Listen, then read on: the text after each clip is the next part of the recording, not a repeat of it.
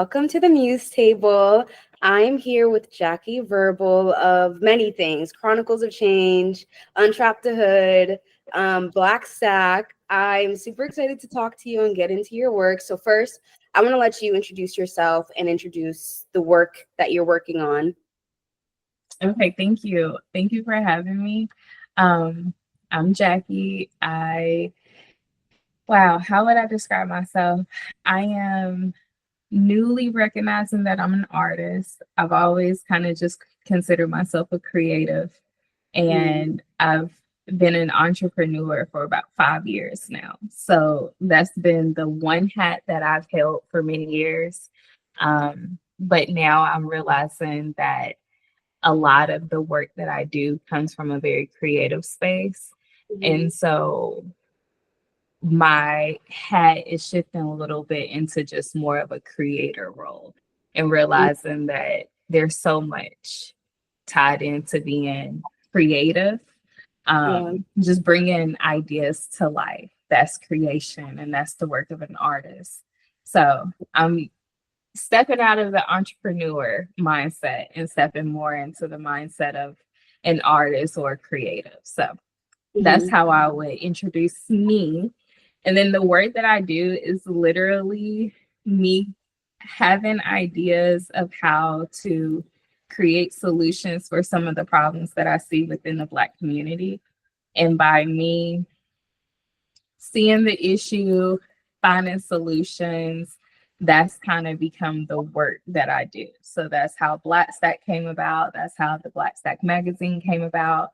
And Untrap the Hood, my book, is about me recognizing some of those problems and being able to tie into it. So just in a general nutshell, all of my things are interconnected.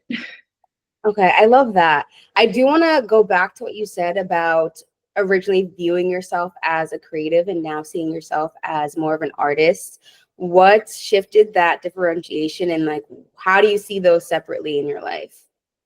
So now one of the main things that allowed me to see those two differently is the response of the community with what I'm currently working on. So my current project is I took a lot of the work of Black writers within the Black tech community and I created a magazine. And originally that magazine was just going to publish through Amazon like everything else.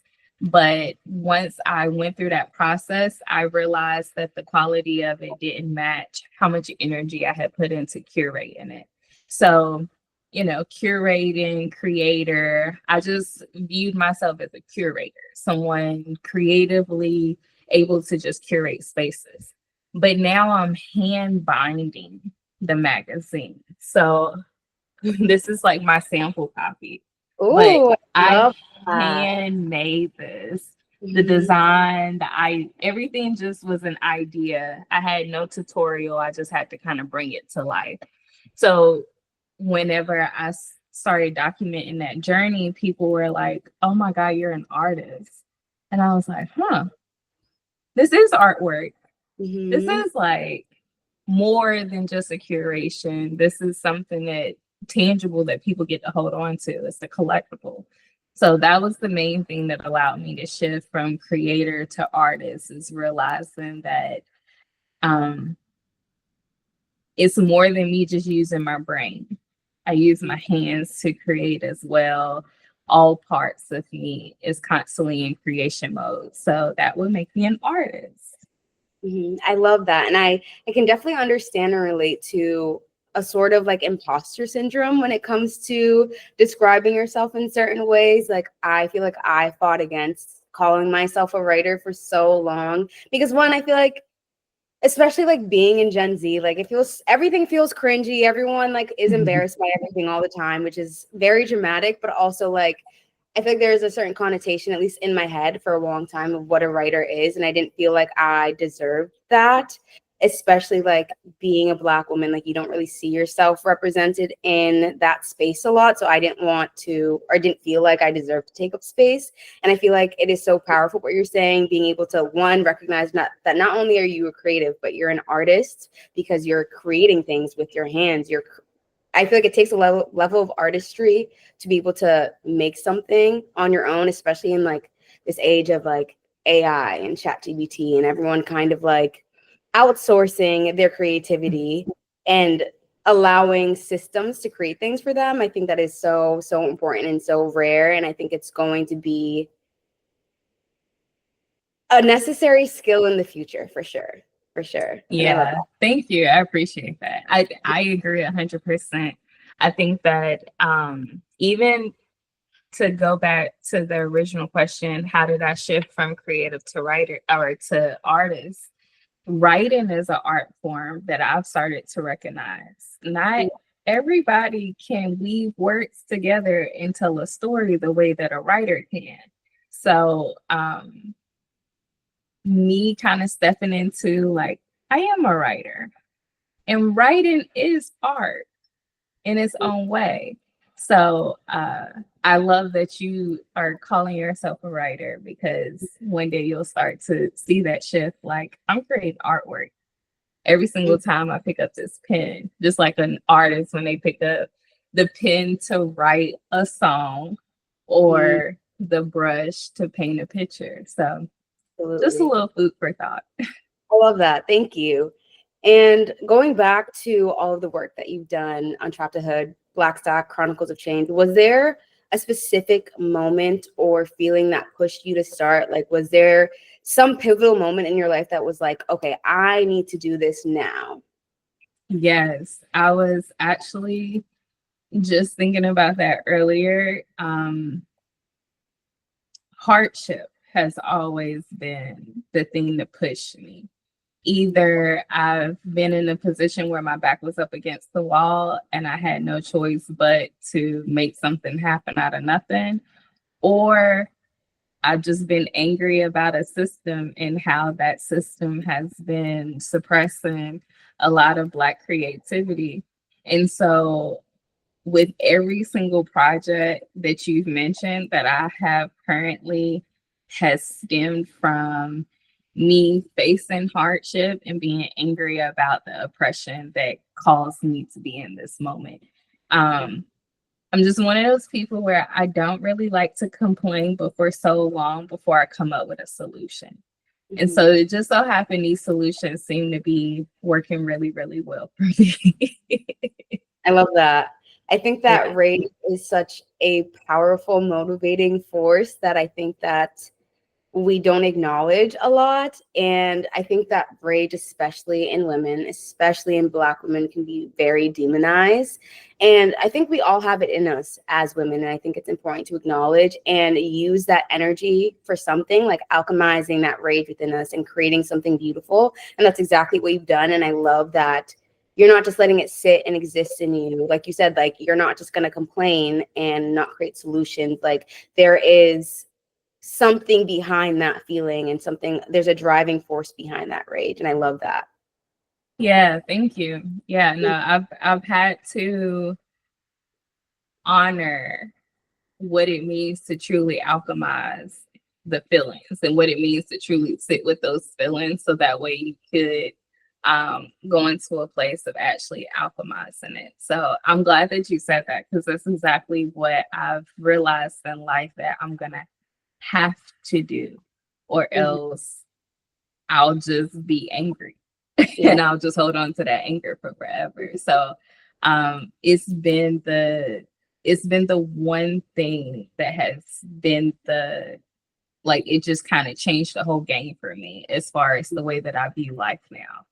Like, when things upset me, I'm like, oh, I'm gonna have to write about this. Yeah, absolutely. You gotta use that energy inside of you for something, make beautiful art out of it, because I feel like, at least I find for myself, when I am in my feelings, I'm angry, sad, heartbroken, whatever it is, like, it's almost like it won't let me not let it out. Like, I have to get it out on paper, in my notes app, or like whatever it is. Like, it comes out of me no matter whether I like it or not. It has to come out, and it's beautiful, but also terrifying, because it's like I'm not really in control of whatever is coming up inside of me and what needs to be put out into paper. But I think that it's a blessing on the other side of that, because Mhm.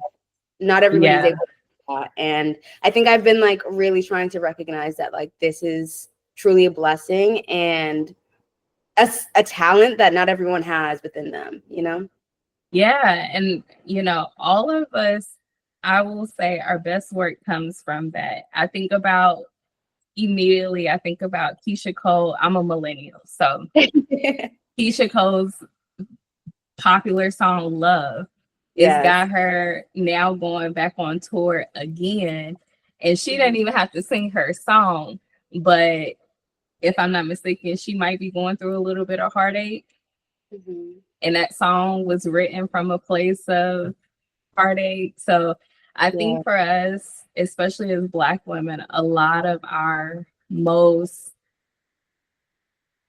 beautiful work and work that really like touches the world comes from those places. Mm-hmm. Some of our favorite writers, if we start digging into their life, we'll find that a lot of our favorite pieces come from them writing it in one of those spaces. So I even think about with the curation of the magazine, my dad passed away like the very first month of me starting the project. And most people, that would have been enough for them to be like, oh, sorry guys, we won't be getting this magazine after all.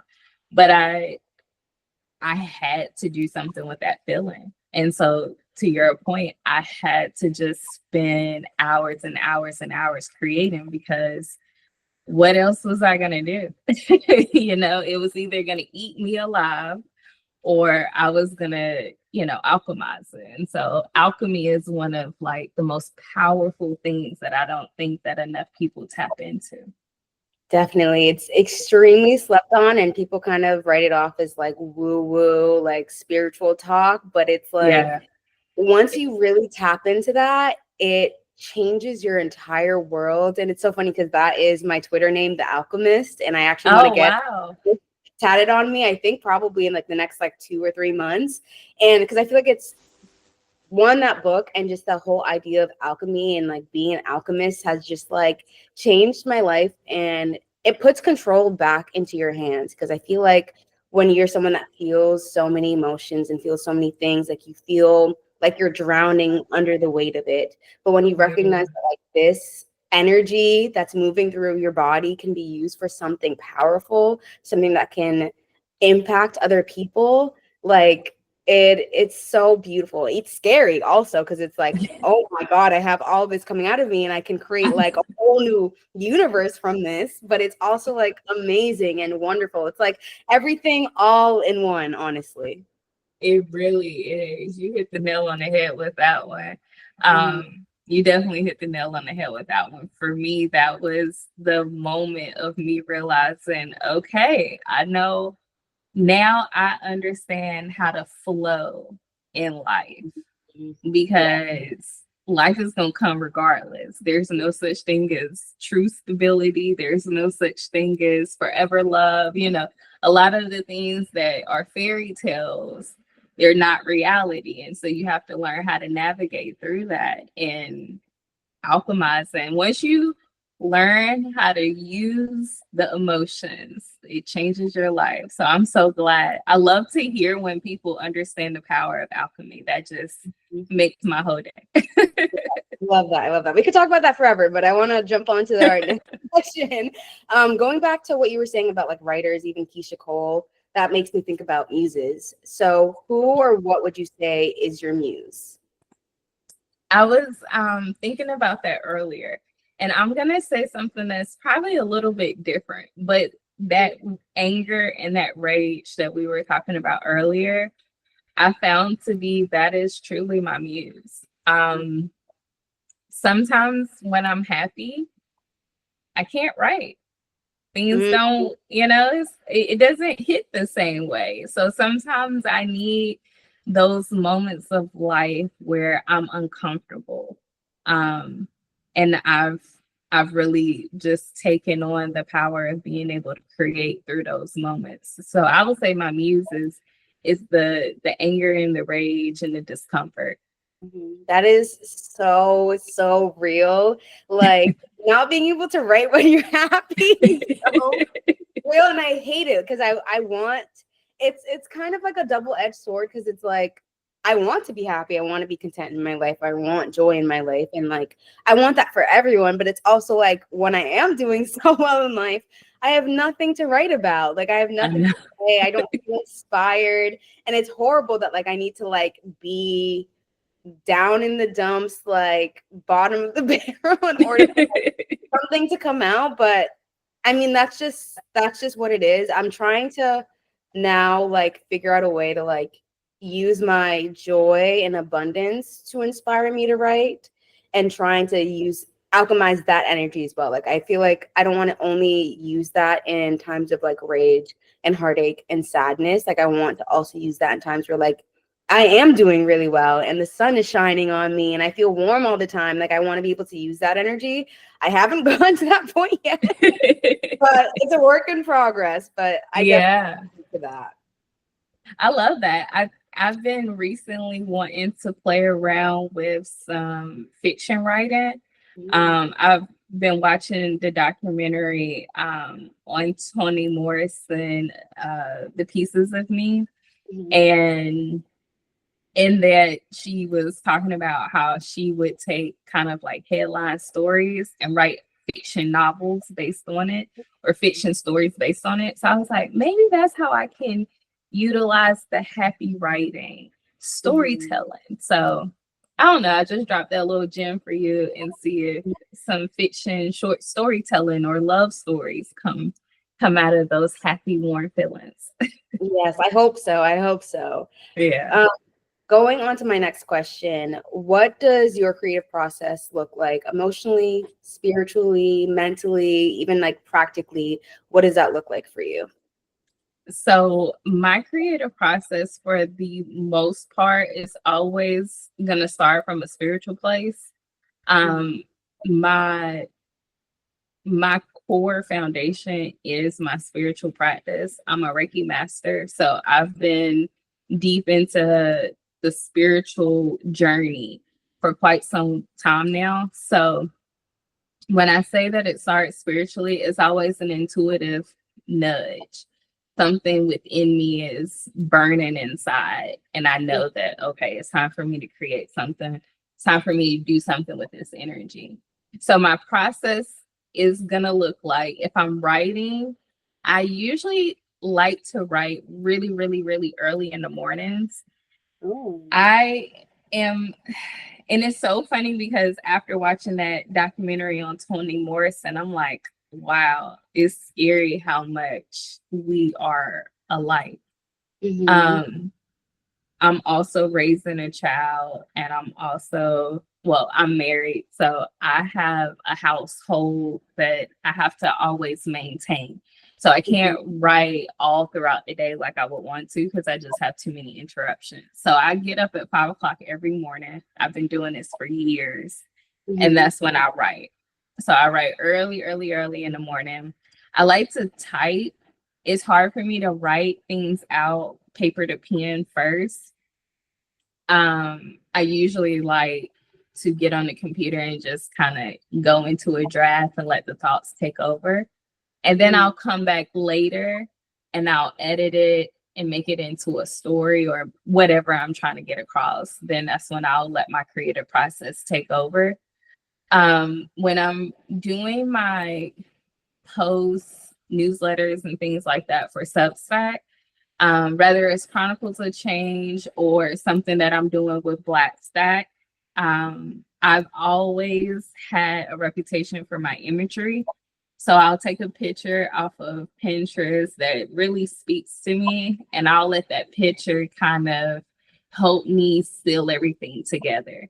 So whether it be my title or something in the piece that I wrote, I'll definitely try to incorporate some things from that image in my storytelling. So I like to have like one line in each piece that I write that just really hits home to make that connecting fact. And then as far as the practical things, I always have to take walks. I take a daily walk every morning.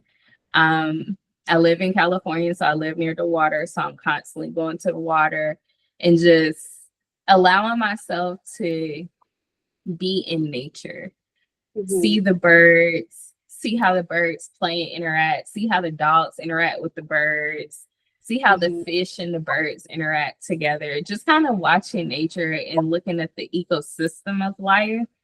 And then that helps me come back into my creative process and, you know, give myself permission to go to the bathroom or give myself permission to get up and have dinner before I finish that paragraph. If you're like me at all with a little bit of the ADHD and autism and all of the things, sometimes I have to finish the work before I can handle what I need to handle. So just being able to be in nature a lot has allowed me to just kind of realize that I don't have to get it all finished today. If this one piece takes me 3 weeks to write, then that's fine. It's the creative process of writing it that's for me. And then me hitting that publish button is just like the reward at the end. Okay, I love that. I love that it's like a beautiful combination of kind of everything, of like a little bit of practicality, spirituality, but also like mentally, emotionally, like it's kind of everything. And what you said about walks is so real, because I am a huge walk lover. Like I have to get my walk in every day, or else I feel like I'm gonna lose my mind. I need to move my body. I need to be outside. I need to like look at the birds chirping. Like I need to be in all of that. So I can definitely relate to everything that you said. And also what you were saying about kind of like rewarding yourself with getting to do other things. Like if I'm like, I need to finish this, like I will hold my pee until I can like finish that last sentence. It's definitely not healthy. And I kind of do that with everything. I'll be like cleaning. I'm like, I can't even go throw that out until I finish mopping this floor. Like it's really not unhealthy, but that's how things get done. So I'm like, I'm not even gonna question it too much, but I can definitely relate to that for sure. Yeah, that's actually something that my wife, she's constantly picking on me about. She's like, you do know that you have free will, right? You could just go to the bathroom. I'm like, it all the time though. It doesn't feel like free will. There's a voice in my mind that's like, you can't go until you finish. Exactly. I get that 100%. Are there certain themes or ideas that you find yourself bringing up over and over again in your work? Oh yeah, pivoting.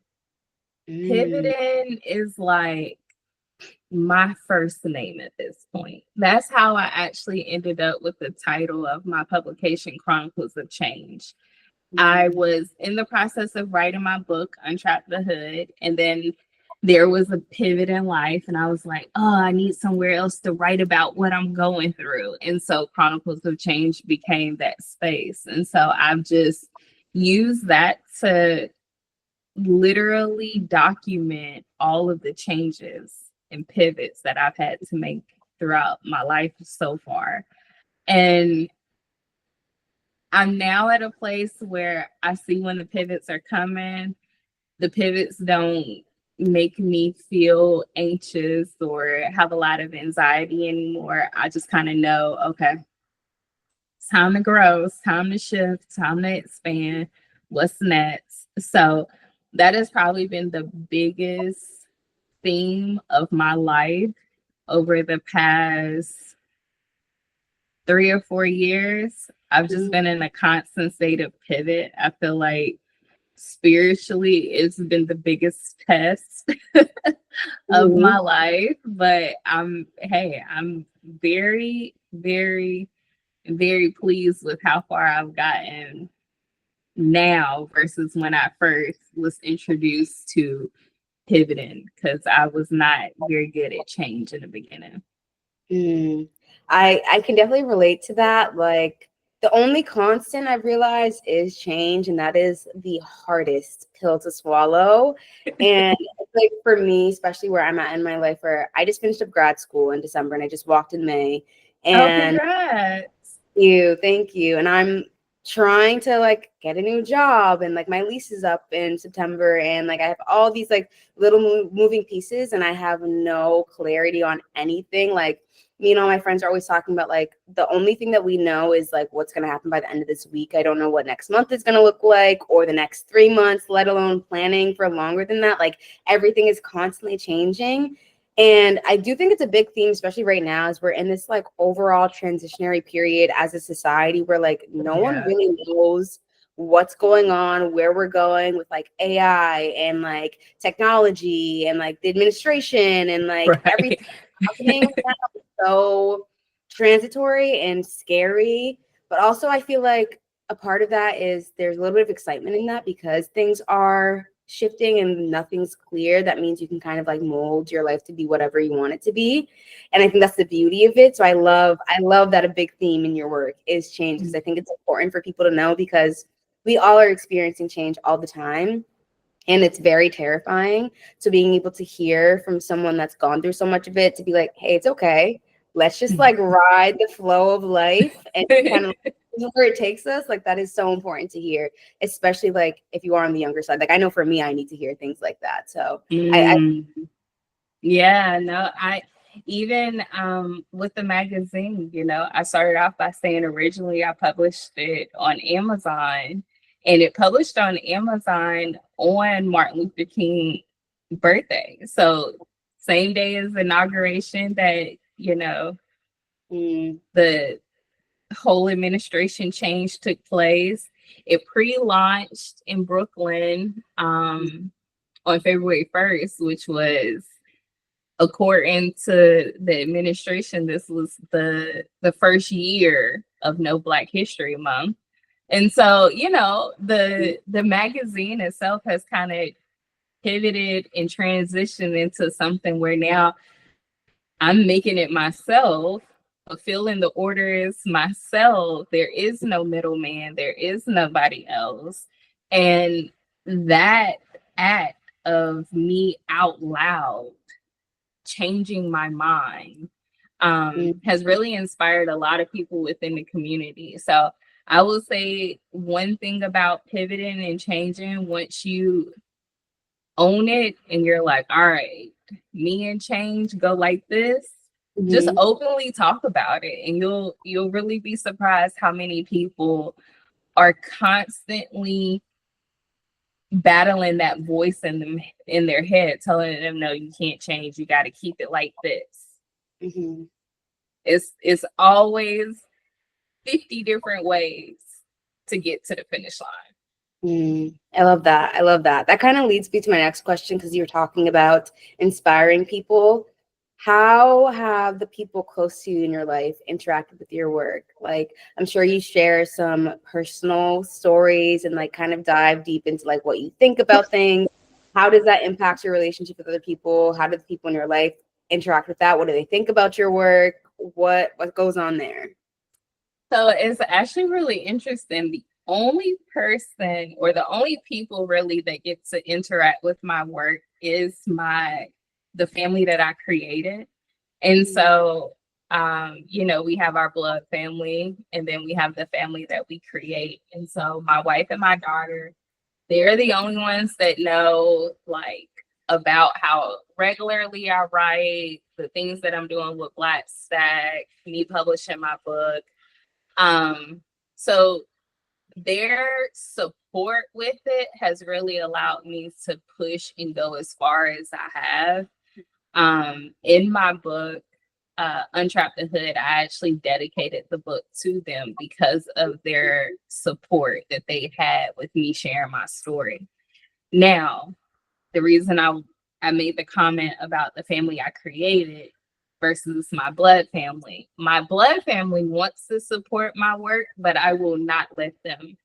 I have not mailed a book. I have not given them access to any of my publications. And the reason being is because I need that safe space to talk about them. And it doesn't, I left North Carolina to heal from them, because I understand that you can't heal in the same place where people hurt you. And so if writing is my safe space for me to openly heal, then they can't be there either. So I've been very, very selective. And honestly, I will say, because my brand is growing so fast, it does make me a little nervous now. So I have found myself not writing as vulnerable as I used to, because I do have this little worry, like, is my mom going to see this? Mm-hmm. So yeah, that's a great question, actually. Yeah, I I can definitely relate to everything that you're saying. Like when people start to talk about your work to you, people in your personal life, that again, like I share that I have a Substack, but I don't necessarily really want my friends to read it or ask me questions about it. I'm not making it for them. And I definitely don't want my family reading it. I think my sister tried to like add me on Substack and I blocked her because I was just like, I don't want you reading like me talking about like the stuff that I haven't shared with you, one, or stuff about our family that maybe like we have different experiences, or I just don't feel comfortable. So I definitely get that. And it can be very uncomfortable when people are like, oh, I saw your Substack post and like, do you want to talk about it? It's like, I don't want to talk about it. Right. Like I talked about it when I wrote it. That was the conversation. Exactly. And then to that point, I also don't like to let people that know me personally into my inner creative world, for one reason being that, like you said, they always comment to you, but never engage with the work. And it's like, I don't need the validation from the work, but that's definitely the reward and the applause for me publishing the work. So if you're going to read it and have something to say about it, at least put in the comment. Don't text me. Yeah, we don't need to talk about it over dinner. Go ahead and add a comment on there. It's really okay. Yeah, I can definitely relate to that. Yeah, so I guess you could call it lack of support. Yeah, I understand that. On that note, how do you choose what stays private? I know you said that like as your platform is growing, you are feeling a little more uncomfortable with sharing a lot. So how do you choose, and like what boundaries you have in place for like, okay, this is solely just for me internally, and like what am I going to share publicly to the world? That's a really good question. That's actually something that I'm actively learning.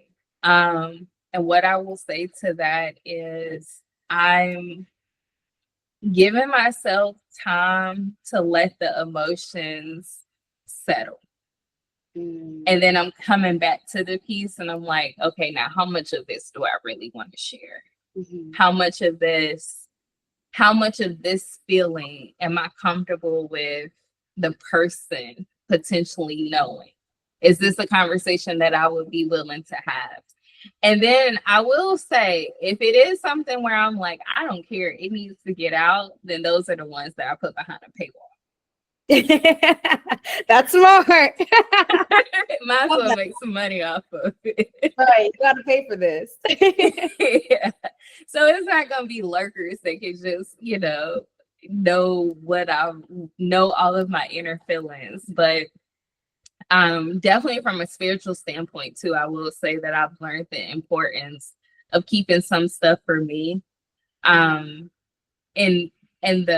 the way that I do that is just giving myself a little bit more time. So it's almost never now that I'll write and post on the same day. Usually a piece is going to sit with me for about 2 weeks now before I publish it. Oh, yeah. That is interesting. I don't do it that way, but maybe I should, honestly.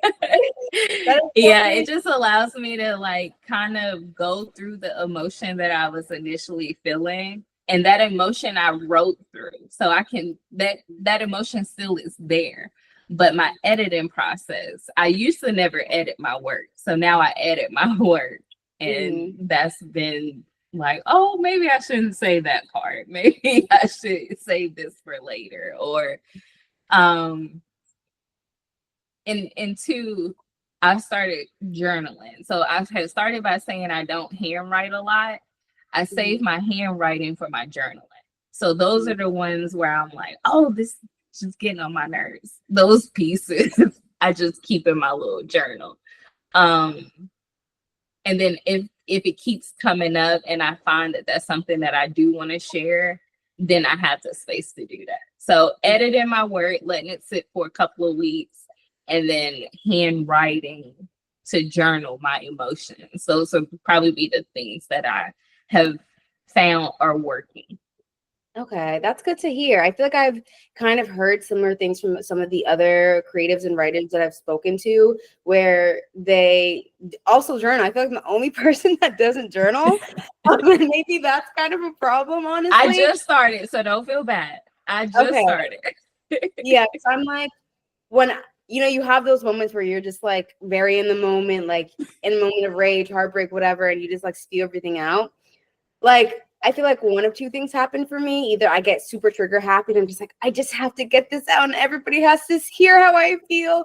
Or I'll like you said, like let it sit and I'll be like, I'm so glad that nobody will ever see this ever. And I'm like, I need to implement that way more because I think I lean a little more on the trigger happy side. And I'm like, I don't know if I should be sharing this, but I was telling one of the other writers I spoke to, it's funny that sometimes like the ones that you feel are like almost too vulnerable and raw that you're like, I probably shouldn't have posted that, is what resonates the most with people. Like some of the work that I've done that has like the most interactions are the ones where I'm like, I wrote this on a whim, barely edited it, and just clicked post.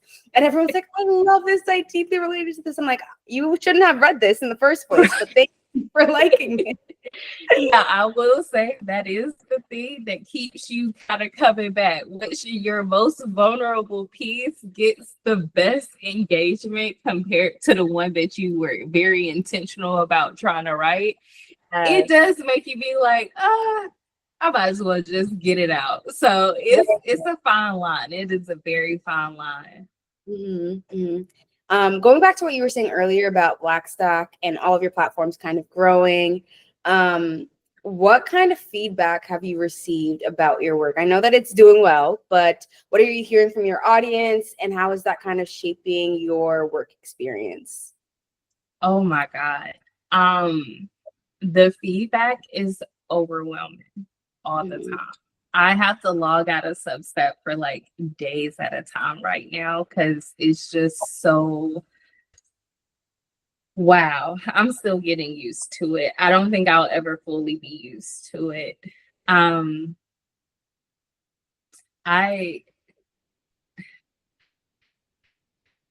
feedback that I have received that really sticks with me, people being so grateful for the platform to be able to share their work. Just to kind of give a little backstory, any work, any writings that is published on Blackstack, it is exclusively written for Blackstack's audience. So I don't allow people to send me pieces that are already published on their Substack. It is freshly published through Blackstack. So a lot of the work that people engage with, that is that writer's first time ever getting any kind of feedback on it. And most of the time, whenever they publish on Substack, they're getting over 3,000 views within the first 24 hours. Wow. Sometimes over 100 likes within the first 24 hours. And even with me having a publication of my own that I started before Blackstack, I don't even see those kind of numbers on my account. Yeah. So that is very encouraging and inspiring for writers, especially Black writers that don't feel seen on a space that was not designed for us. So it gives us like our own little world. And so the fact that people are now, thanking me for being able to not only just be published through Blackstack online, but now in the print magazine, the opportunities that are now being created. I've been able to, I don't currently have a staff, but I've been able to employ Black women to follow their dreams in publication. So it's definitely, and we're still not at a year. Juneteenth will be a year. Wow. And so there's still this moment where I'm kind of like, is this real? Like, did I I tell my wife all the time, I think I bossed too close to the sun this time because I've eaten over my head. But I'm very grateful for the way that the community shows their gratitude for what I've been working on. And I just, right now, I'm just taking it as I am being a servant to the community, if I'm being completely transparent, because the feedback that I get from people is enough for me to be like, okay, this is worth it. I'm just going to keep going. And that's what it's turned into. Blackstack employed me. And Wow. I never saw this. I never thought that I would be making books at 34 and finding joy in it after doing makeup for a decade, or going to school for fashion design. This is not what I pictured for myself, but here we are and I'm happy. So the feedback keeps me innovative, and definitely in a place of, okay, how else can I preserve everything Black right now?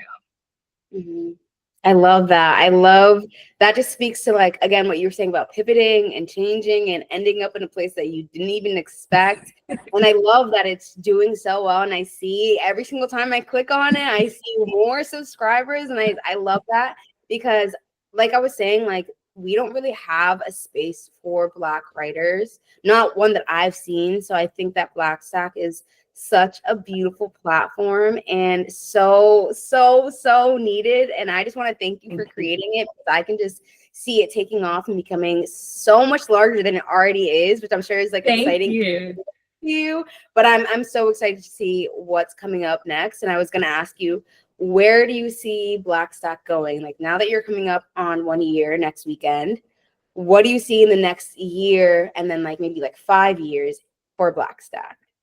Oh, wow. Well, I see Blackstack.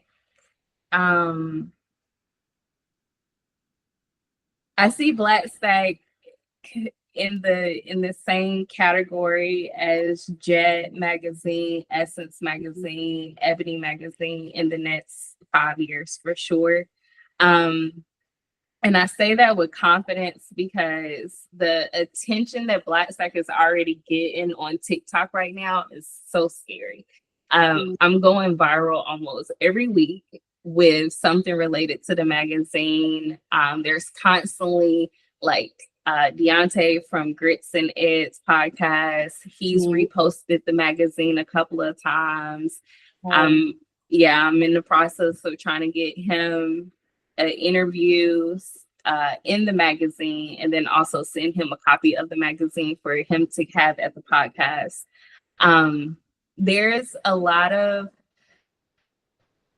big things that I've been kind of putting out into the universe. And like Nipsey said, I put it out into the universe and then they start appearing, and that's what's happening. So right now Blackstack has chapters, which I didn't foresee having. So there's different cities and states that will do in-person writing events, and I'm not always there, so they host those on their own.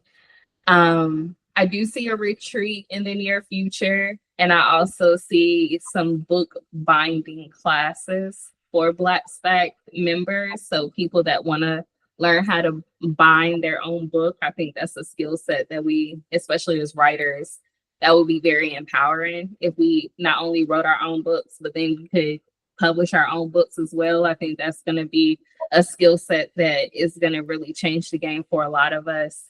And then I also am currently working with 4 authors, Black women, that Blackstack is going to be publishing their first books this year.